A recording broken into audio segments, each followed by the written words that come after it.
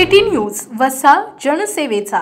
बोंडगाव, कालवड आणि हिंगणा ही शेगाव तालुक्यातील गावे सध्या अज्ञात आजाराने केसगळतीमुळे टकल्यांचं गाव म्हणून ओळखली जाऊ लागली आहेत।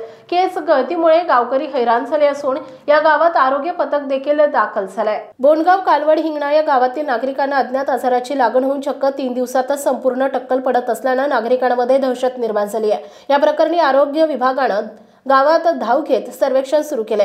अगोदर डोकं खाजवणं, नंतर सरळ केस हाती येणं आणि तिसऱ्या दिवशी चक्क टक्कल पडत असल्यानं नागरिकांमध्ये भीतीचं वातावरण आहे। गेल्या काही दिवसात तिन्ही गावातील शेकडो नागरिकांची केस गळती झाली आहे। त्यामध्ये महिलांची संख्या ही लक्षणीय आहे। आतापर्यंत आरोग्य विभागानं कोणतीही कारवाई केली नाही, त्यामुळे जिल्हा आरोग्य अधिकाऱ्यांना निवेदन देण्यात आले।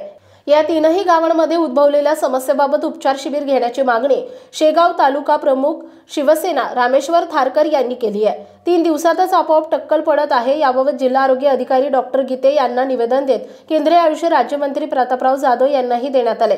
जिल्हा परिषदेच्या आरोग्य विभागानं बोंडगावात सर्वेक्षण केले, त्यामध्ये केसगळतीच्या आजाराने 30 जण बाधित असल्याची माहिती पुढे आली आहे।